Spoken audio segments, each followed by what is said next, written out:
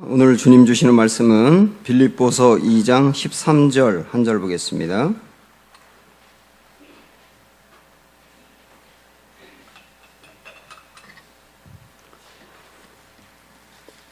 신약성경 319쪽 빌립보서 2장 13절 말씀 한 절 우리 같이 읽도록 하겠습니다. 13절 다 같이요. 너희 안에서 행하시는 이는 하나님이시니 자기의 기쁘신 뜻을 위하여 너희에게 소원을 두고 행하게 하시나니. 아멘. 자, 우리 주위에 둘러보시면서 인사합니다. 주님이 하십니다 하면서 인사할게요.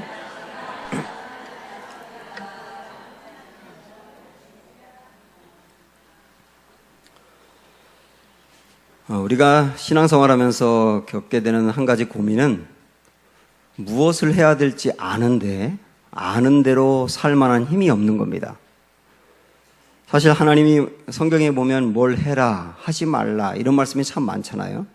죄 짓지 말라, 하나님을 사랑하라, 어려운 일을 도와줘라, 전도해라 이런 많은 말씀들이 있는데 그런 말씀들을 우리가 사실 다 알거든요. 그리고 어떻게 해야 될지도 압니다. 그런데 그렇게 할 만한 힘이 없는 거예요. 그게 우리의 고민입니다. 지난주에 우리는 구원을 이루라라고 하는 말씀을 보았습니다. 우리는 이미 구원을 받은 사람이지만 아직까지 구원을 완성한 사람은 아니기 때문에 구원의 완성을 위해서 계속 이루어 가야 한다. 그런 말씀을 드렸고요. 그런 길 중에 하나로 모든 일에 원망과 시비가 없이 하라. 원망과 시비도 모든 일에 없이 하라. 이런 말씀을 우리가 지난주에 배웠습니다. 그리고 한 주가 지났거든요. 여러분 지난주에 원망 안 하셨어요? 시비 안 하셨어요? 솔직히 제 고백을 드리면 제가 지난주에 그 설교를 드렸잖아요. 그리고 지난 주일날 저녁에 제가 넘어져 버렸습니다. 제 강아지를 데리고 산책을 하는데 이렇게 큰 개가 목줄도 매지 않은 채로 막 달려들어가지고 얼마나 놀랐는지 화가 났어요. 저는 이 신체적인 구조가 좀 이상해서 화가 나면 콧물이 나옵니다. 그래서 마구마구 콧물을 흘리면서 따지고 매너가 없다고 어떻게 이렇게 할 수 있느냐고 막 그러고 싸웠거든요. 그 콧물이 집에 올 때까지 멈추지가 않는 거예요. 그러면서 아니 오늘 시비하지 말라 모든 일에 그래 놓고서 오늘 저녁에 넘어졌구나 목사가 그렇구나 그런 생각을 하면서 우리가 말씀대로 살아간다는 것이 이렇게 어렵다는 것을 다시 한번 깨달았어요. 구원을 이루어야 되는데 구원을 이루는 것이 얼마나 어렵냐 그 말입니까? 그러나 여러분 그거 아세요? 오늘 구원을 이루라고 하는 하나님의 말씀뿐만 아니라 뭘 해라 하지 말라고 하는 주님의 율법 그리고 이 세상을 살아가는 우리들이 이 세상의 도덕과 윤리를 지키며 사는 모든 일들을 사실은 할 수 있습니다. 그게 어떻게 가능하냐? 오늘 13절 말씀이 있기 때문에 가능한 거예요. 13절 보세요. 시작. 너희 안에서 행하시는 이는 하나님이시니 자기의 기쁘신 뜻을 위하여 너희에게 소원을 두고 행하게 하시나니. 오늘의 이 13절 말씀을 우리가 오늘 4번 읽을 겁니다. 자, 여기 앞에 보면 너희 안에서 행하시는 이는 하나님이시다. 이 말씀이 나옵니다. 하나님이 어디에 계시다고요? 우리 안에 계시다고요. 이게 얼마나 놀라운 얘기인지 몰라요. 우리가 구원을 받으면 구원받은 사람에게는 영원히 구원받는 것만이 아니고 놀라운 여러 가지 많은 특권들이 더불어 주어집니다. 구원을 받으면 죄 문제를 해결한 것이고요. 죄 문제뿐만 아니라 죄 때문에 받는 형벌도 예수님이 대신 받았기 때문에 나에게 임하지 않는 거예요. 그리고 우리의 영혼이 거듭났기 때문에 영원히 영생할 수 있는 사람으로 변한 것이고요. 천국에 갈 사람으로 이미 결정된 겁니다. 우리의 신분은 하나님의 자녀로 바뀐 것이고 그래서 하나님이 내 아버지가 되기 때문에 우리의 인생을 영원토록 책임지시는 거예요. 이 얼마나 놀라운 은혜를 우리가 받는지 몰라요. 그런데 우리가 절대로 빼놓으면 안 되는 구원받은 사람이 받는 또 하나의 큰 은혜는 하나님이 내 안에 계시다는 사실이에요. 내 곁에서 나를 돕는 것도 좋은데 내 안에 계시다고요. 이게 구원받는 사람이 받는 큰 은혜입니다. 하나님이 내 안에 계시다는 것은 조금 더 자세하게 말씀드리면 하나님의 영이고 예수님의 영인 성령님이 내 안에 계시다. 그렇게 이해하시면 됩니다. 만약에 믿지 않는 사람들이 이 이야기를 들으면 미쳤다고 할 거예요. 아니, 하나님이 그 안에 계시다고요? 하나님이 이 사람 안에도 계시고 저 사람 안에도 계시고 다 계시다고요? 말도 안 되는 말 하지 마세요. 그렇게 할지 모르지만은, 그러나 정말 구원을 받은 사람은 하나님이 내 안에 계신 것을 믿고 느끼며 누리며 살아가거든요. 오히려 하나님이 내 안에 안 계신다, 성령님이 내 안에 계시지 않는다는 것은 내가 아직 구원을 받지 못했다는 증거이기도 합니다. 로마서 8장 9절 말씀 보시면, 만일 너희 속에 하나님의 영이 거하시면 너희가 육신에 있지 아니하고 영에 있나니 누구든지 그리스도의 영이 없으면 그리스도의 사람이 아니라. 여기서 그리스도의 사람이라는 말은 구원받은 사람입니다. 구원받은 사람은 어떤 사람이냐면 그리스도의 영이 있는 사람이에요. 그리스도의 영이 누구라 그랬어요? 성령이라 그랬죠. 성령이 그 사람 안에 있으면 그 사람은 구원받은 사람이고, 성령이 그 사람 안에 없다면 구원을 아직 받지 못한 사람이란 얘기예요. 이만큼 하나님이 내 안에 계시는 게 얼마나 중요한 일인지 모릅니다. 그러면 내 안에 계신 성령님은 무슨 일을 하시는가? 우리를 도우십니다. 많은 일들로 도우세요. 그렇다고 해서 성령님이 나를 돕는다고 해서 무슨 수호천사처럼 나를 지켜주는 정도로만 생각하지 마세요. 물론 성령님은 우리를 우영 가운데서 지켜주시기도 해요. 그러나 그것을 훨씬 뛰어넘습니다. 성령님은 결정적인 순간에 하나님의 말씀을 기억나게 하세요. 우리가 어떤 유혹을 받을 때 유혹을 받는 그 시간에 하나님의 말씀 들었던 게 생각나서 이기게 하십니다. 그리고 내가 근심과 염려 가운데 어떤 문제 때문에 빠져 있을 때 그때 하나님의 말씀을 기억나게 해서 그 근심과 염려를 벗어버리고 일어서게 하기도 합니다. 성령님은 진리의 영이세요. 그래서 성경 안에 있는 이 놀라운 영적 진리, 하나님이 나의 아버지가 되신다든지, 그분이 창조주가 되시고 예수님을 이 땅에 보내시고 그 예수님이 나를 위해서 십자가에 못 박히셨다는 것, 나를 위해서 못 박히셨다는 것, 그리고 그분이 부활하고 승천하신 다음에 다시 오신다는 이 영적 진리를 알게 하시고 믿게 하시는 분이 성령님이세요.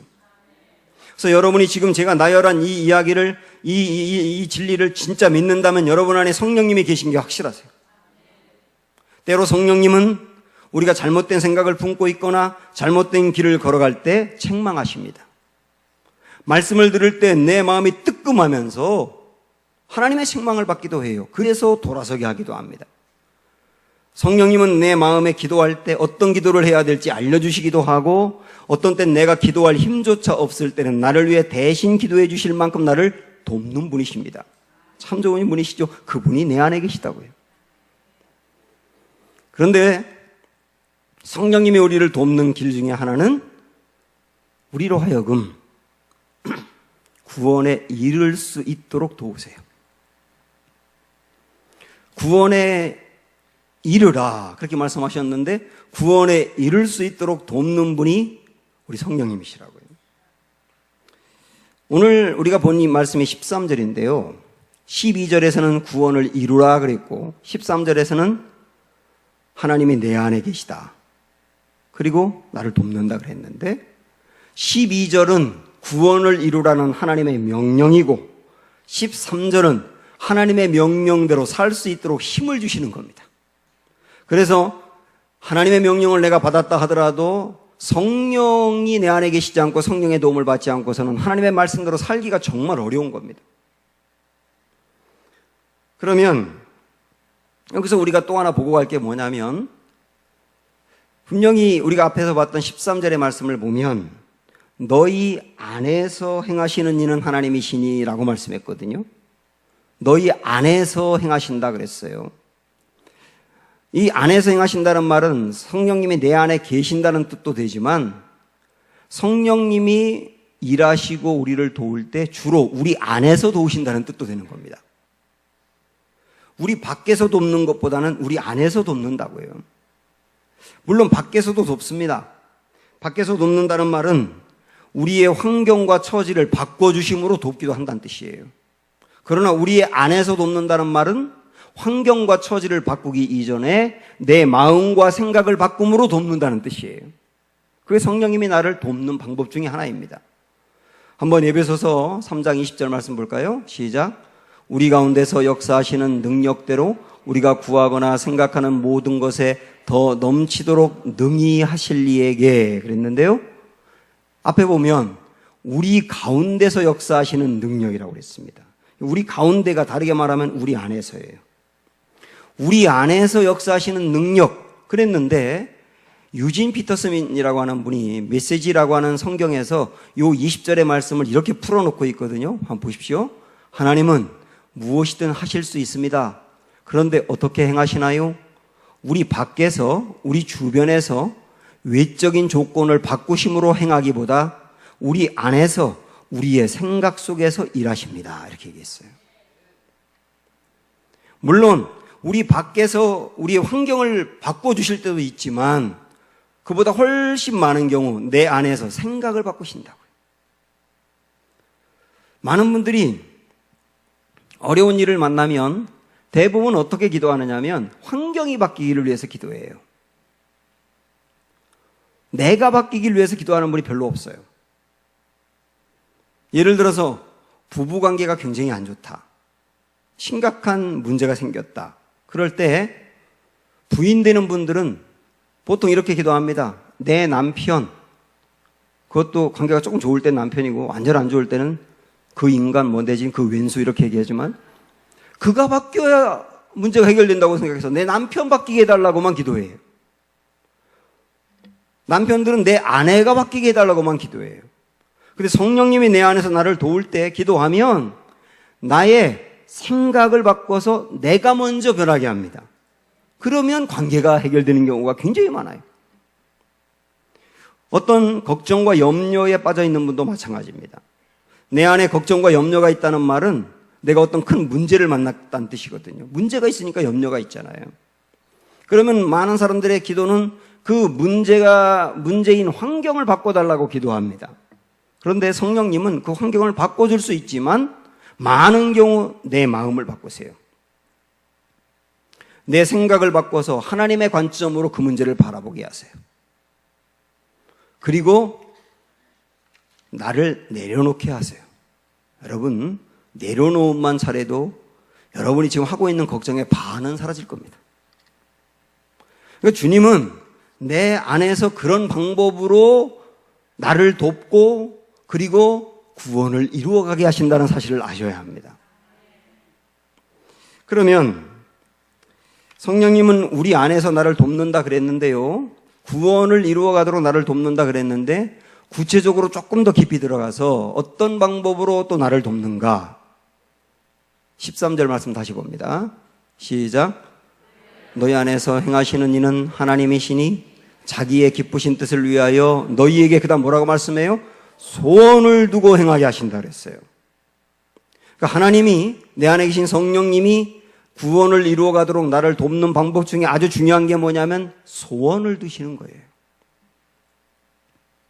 혹시 여러분 마음에 예수님을 닮아가고 싶은 소원이 있나요? 그 소원은 성령님이 주신 거예요. 혹시 여러분 마음에 정말 거룩하게 살고 싶다. 죄를 짓지 말고 깨끗하게 살고 싶다. 이런 열망이 있습니까? 이것도 성령님이 주신 겁니다. 그리고 성령님은 또한 나의 현재의 삶이 원망할 만하고 시비할 만한 삶인데도 불구하고 원망과 시비하지 말고 감사하고 용납하고 살아야지 이런 마음을 주셨나요? 그것도 성령님이 주신 거예요. 성령님은 어떤 경우는 이 어두운 세대 속에서 우리에게 빛과 같은 존재로 살기를 원하는 마음과 갈망을 주세요. 그것도 성령님이 주신 거예요.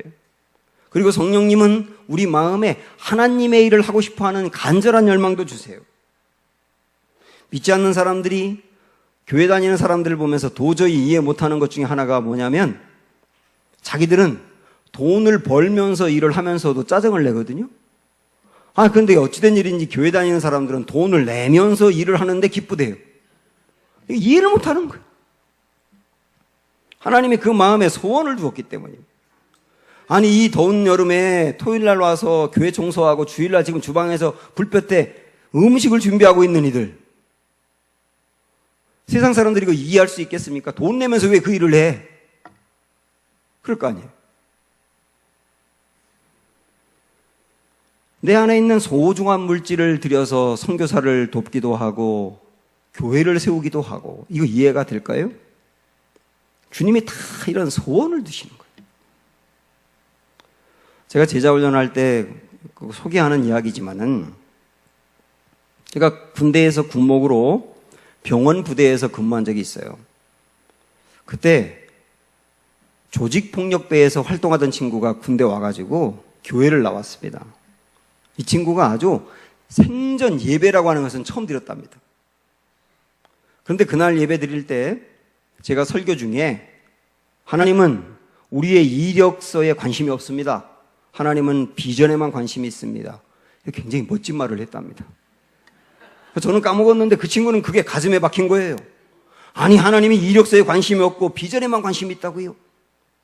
그러면 제가 그동안에 조직폭력배로 살아오면서 사람 때리고 돈 뺏고 했던 그 과거는 지나가고 새로운 사람이 될 수 있다고요? 그 소망이 이 안에 가득하게 된 거예요. 그래서 생전 처음 예배 드렸는데 딱 한 번 예배 드리면서 예수님을 만났어요. 그 다음에 이 친구가 새벽부터 예배라는 예배는 한 번도 빠지지 않고 참여하더라고요.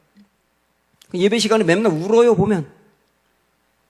그렇게 예수님을 만나서 새로워져 가고 있던 중에 한 번은 이 친구가 저를 찾아와서 그럽니다. 목사님, 제가 교회 다니면서 예수님 만나서 정말 너무너무 좋은데 저도 교회 다닌 지 얼마 안 됐지만 하나님 일을 할 수 있을까요? 할 수 있지. 그럼 하나님 일을 시켜주세요. 너 뭐 할 수 있는데? 그랬더니 전 지금까지 공부한 것도 없고 할 수 있는 것은 몸으로 하는 것밖에 없습니다. 그래서 제가 뭐라 그랬냐면, 그래, 너 교회 청소해봐. 그랬더니 이 친구가 매일 교회 와가지고 쓸 거 닦고 교회를 청소하는 거예요. 그렇게 좋아하면서.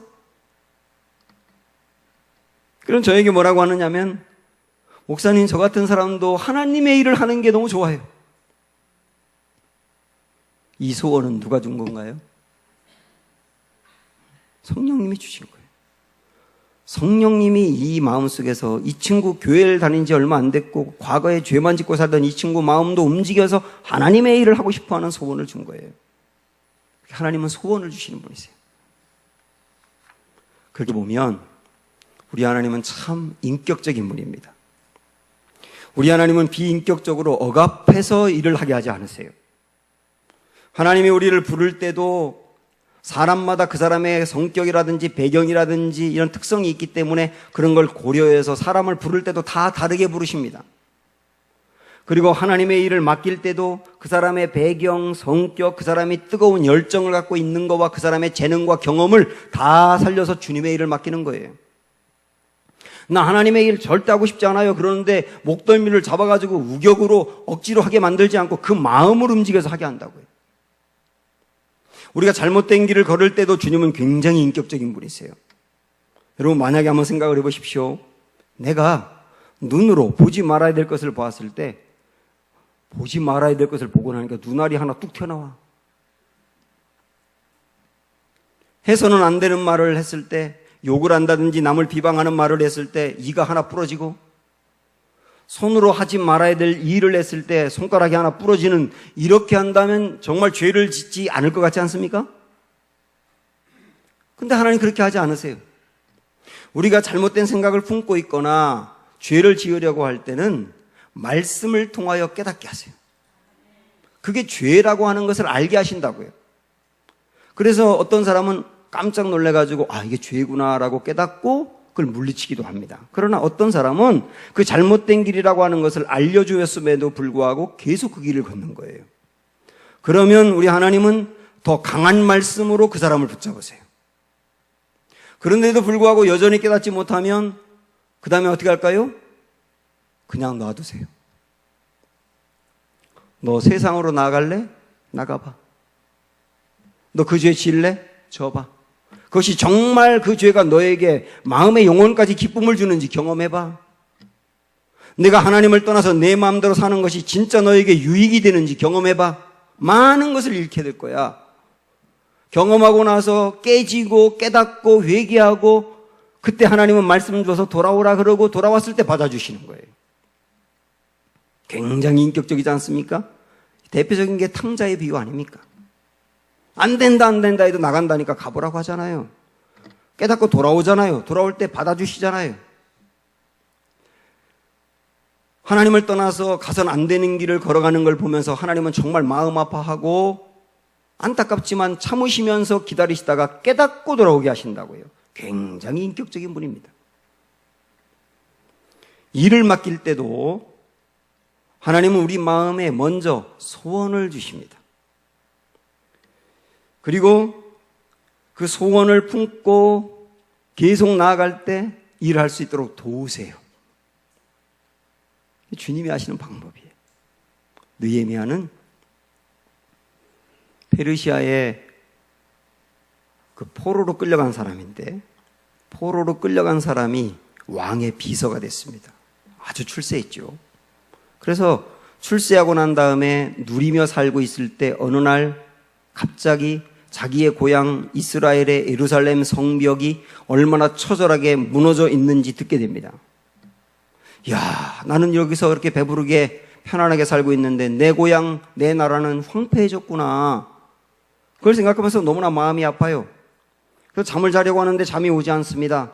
그래서 기도합니다. 그러다가 금식하며 기도하게 됩니다. 그러다가 금식하며 기도하다가 하나님이 그 마음에 소원을 주십니다.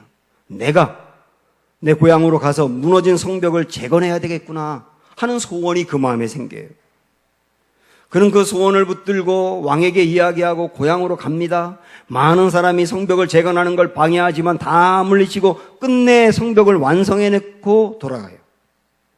여러분 이걸 봐도 하나님은 사람에게 일을 맡길 때 소원을 주고 행하게 하신다고. 우리 안에도 하나님은 소원을 주고 일을 하게 하세요.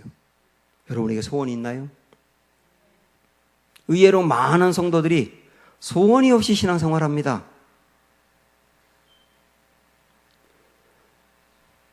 우리 애 잘 키우는 거죠. 그런 건 있죠. 그러나 하나님이 내게 주시는 소원을 붙들고 힘들고 어려워도 달려가고 그러는 사람이 많지가 않다고요. 그냥 이렇게 살다 죽는 거죠. 그러려고 태어난 건 아니잖아요, 우리가. 소원이 없으면 하다못해 잘 죽는 소원이라도 있어야 됩니다. 내가 예수님을 평생 믿었는데 내가 죽을 때 온 가족들이 둘러서서 마지막 임종의 모습을 지켜보는데 거기서 지켜보고 있는 가족들에게 울지 말라고 말하고 내가 정말 하나님의 나라 간다고 너희도 잘 믿어서 나를 만나야 되지 않겠냐고 이렇게 멋지게 하고 죽는 것도 소원이 될 수 있는 거예요. 잘 죽는 소원. 하나님이 주시는 소원과 야망은 다릅니다. 내 마음에 뭔가 하고 싶은 마음이 떠올랐다고 다 하나님의 소원이 아니에요. 야망일 수도 있어요. 그러면 소원과 야망을 어떻게 분별하나요? 분명히 다릅니다. 13절 말씀 다시 보시면 압니다. 시작. 너희 안에서 행하시는 이는 하나님이시니 그 다음 뭐라고 말씀하나요? 자기의 기쁘신 뜻을 위하여 너희에게 소원을 준다 그랬어요. 자기의 기쁘신 뜻을 위하여, 이 말은 아주 쉽게 말씀드리면 내 안에 어떤 소원이 생겼습니다. 그런데 이 소원을 잘 정직하게 분석을 해보셔야 돼요. 그 소원이 나에겐 기쁨이지만 하나님에게 기쁨이 아니라 그러면 야망인 거예요. 근데 내 마음에 떠오른 것이 하나님에게 기쁨이 돼요. 그게 소원인 거예요. 어떤 때는 하나님에게 기쁨이 되는데 내게 기쁨이 안 되는 일도 있을 수 있어요. 그러나 내게 기쁨이 안 되더라도 하나님에게 기쁨이 된다면 하나님의 소원인 거예요. 그거 붙들고 나가다 보면 끝내 내 마음도 기쁨으로 바뀌게 됩니다. 그 소원을 하나님이 주신다고요. 지금까지 저는 성령님은 우리 마음에 소원을 주신다는 것, 그 소원은 하나님이 기뻐하는 것이라고 하는 말씀을 드렸습니다. 그런데 여기서 끝나지 않습니다. 하나님이 우리 마음에 소원을 주실 뿐만 아니라 그 다음 단계까지 가게 하시는데요. 13절 한 번 더 보시면 시작. 너희 안에서 행하시는 이는 하나님이시니 자기의 기쁘신 뜻을 위하여 너희에게 그 다음 뭐라고 말씀해요? 소원을 두고 행하게 하신다 그랬어요. 내 마음에 소원을 주시는 분도 하나님이시지만 그 소원대로 행하게 하시는 분도 하나님이시라는 거예요. 그래서 소원은 의지를 말합니다. 의지, 뭔가를 하고 싶어하는 동기부여가 있지 않습니까? 그 의지를 말하고 행하게 하신다는 것은 그 의지대로 할 수 있는 에너지를 말하는 거예요. 그래서 의지와 에너지를 둘 다 부어주시는 분이 주님이세요. 그런데 하나님의 소원을 두고 행하게 하신다고 해서 내가 마음에 어떤 소원이 생겼는데 하나님이 행하게 하신다고 했으니까 내가 가만히 있어도 하나님이 알아서 소원을 이루어 주시느냐? 그렇지 않아요. 내 마음에 어떤 소원이 생기면 그 소원대로 내가 행해야 합니다. 그런데 그 소원대로 내가 행할 때 하나님이 돕는다는 것은 어떤 뜻이냐면 그 소원대로 행함으로 그 일을 이룰 수 있는 힘과 능력을 부어주세요. 어떤 때는 그 소원대로 행하다가 내가 지쳐서 넘어질 때가 있고 포기하려 할 때가 있는데 그때 하나님은 내 마음에 말씀을 주어서 충동해서 다시 일어나 달려가게 하십니다. 이것도 돕는 거예요.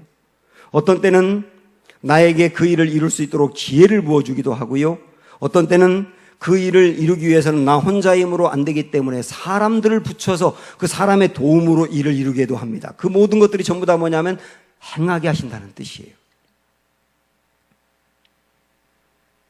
만약에 내게 어떤 소원이 생겼는데 그 소원을 붙들고 가다가 장애물을 만나고 태클 거는 사람을 만나고 어려움을 만나서 포기했다면 그것은 하나님의 소원이라기보다는 내 야망일 가능성이 상당히 높습니다.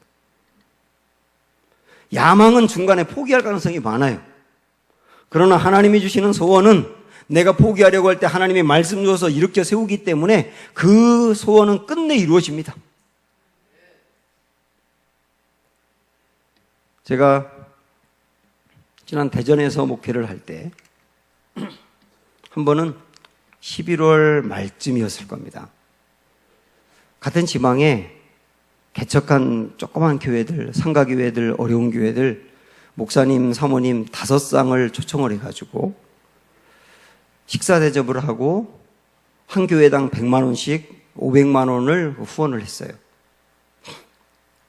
식사를 끝나고 난 다음에 제가 사모님들에게 물어봤습니다.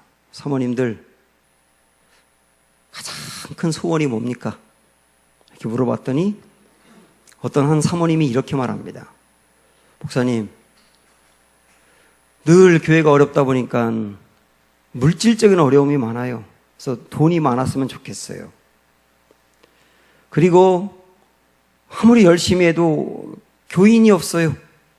그리고 있던 사람도 떨어져 나가고요. 그런데 우리가 지치려고 하는데 우리 마음이 지치지 않았으면 좋겠어요. 그것도 우리의 소원이에요. 그런데 가장 큰 소원은 그게 아니고 한 번만이라도 우리 교회에서 많은 사람이 모여서 예배 드렸으면 좋겠다는 거예요. 그게 소원이래. 그러니까 다른 사모님들이 그 이야기를 듣고 있다가 다 고개를 끄덕끄덕하면 우리도 똑같다고 그래.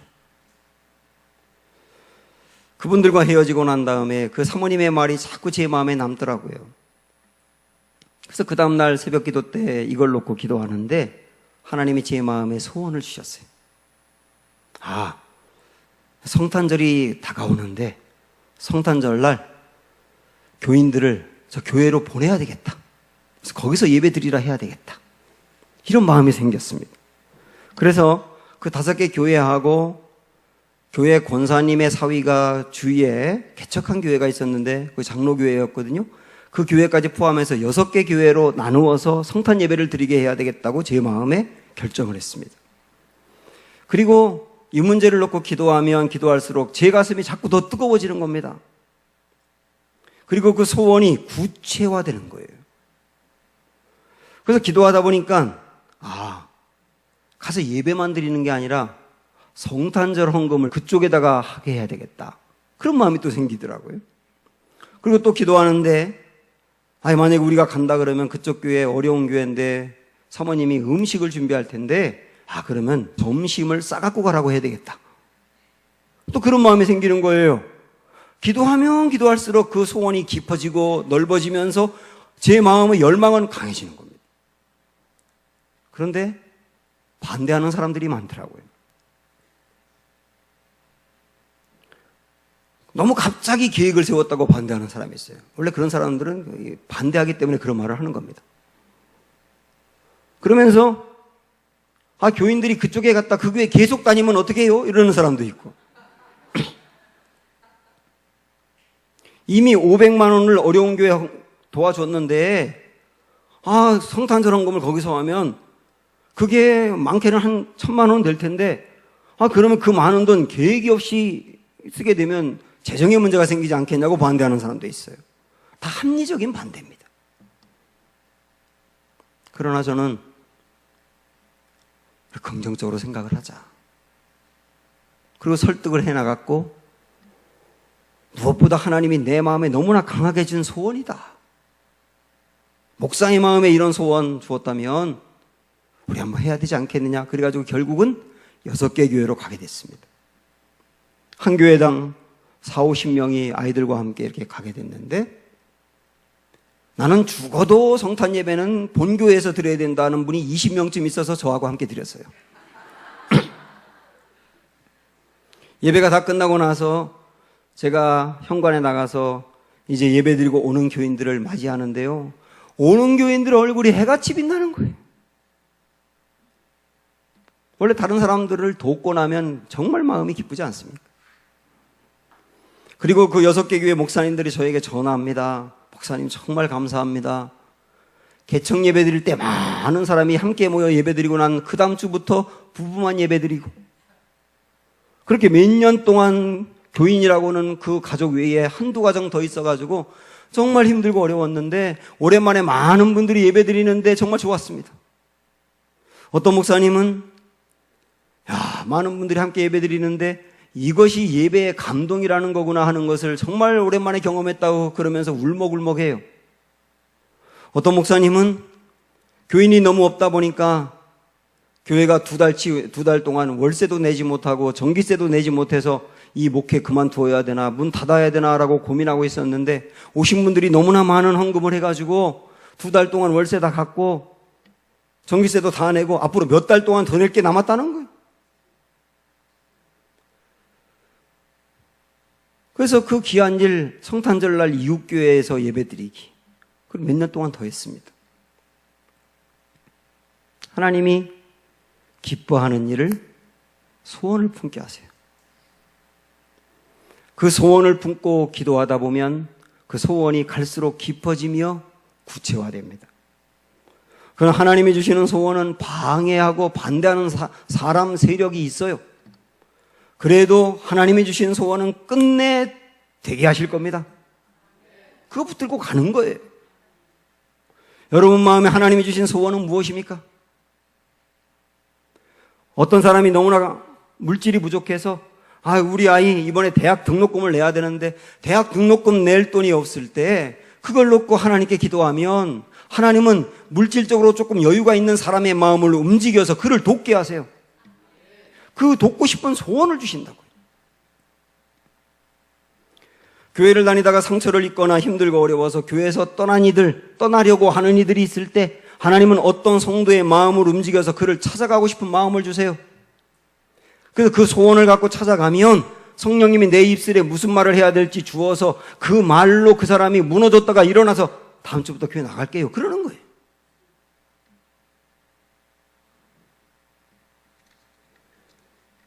교회를 하다가 상처를 받고 교회를 옮겼습니다. 그때 생각을 하는 거예요. 나는 새로운 교회에서는 절대로 아무 일도 하지 말고 예배만 딱 드려야 되겠어. 우리 교회도 그런 분들이 있었었어요. 근데 하나님이 그 마음을 또 움직이는 거예요. 주의 일을 해야지. 소원을 주는 거예요. 그러면 또 그거 붙들고 달려가면서 또 주님의 역사를 이루어내는 겁니다. 우리 그렇게 신앙생활을 하는 거예요. 정리하면 이렇습니다. 첫째, 하나님이 내 마음에 주는 소원을 품어라. 내 마음에 어떤 강력한 소원이 생길 때 외면하지 말고 그 마음의 소원을 가슴에 품어라. 첫째입니다. 둘째, 그 소원을 붙들고 기도하라. 기도하다 보면 다시 말씀드리지만 소원이 깊어진다, 구체화된다. 그리고 갈수록 기도하면 내 마음에 그 소원을 이루고 싶어하는 열망이 뜨거워진다. 세 번째, 소원을 품고 기도했다면 그 다음에는 소원대로 행해라. 도전하고 전진해라, 시작해라, 그 얘기예요. 방해하는 일들이 있을 수 있다. 그러나 그 소원을 품고 계속 나아가면 하나님은 끝내 소원을 행하게 하신다. 이런 마음 품고 달려가는 은혜가 있기를 주님의 이름으로 축원합니다. 우리